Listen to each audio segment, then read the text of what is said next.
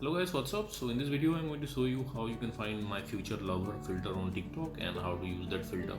So to get this effect, go here. This is the effect gallery. Here now I'm in trending. Slide right until you find game. Now tap on game. Now slide up and remember this image. This is the filter. Tap on it and wait for the result.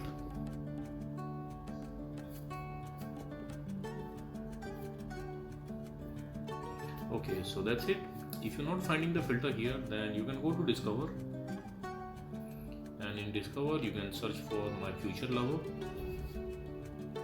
and these are the video with this effect. Now tap on any video you want and you will see the preview. From here on the left side of the screen you can see the effect button. You can tap there and you will be directed to the effect page. From here you can add it to your favorites, and at the bottom of the screen you can see the record button.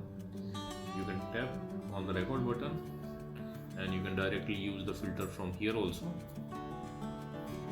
likewise. And still if you are not finding this effect, then you can check the description box below. I'll keep the link to the filter there. So thanks for watching the video guys. See you in the next video.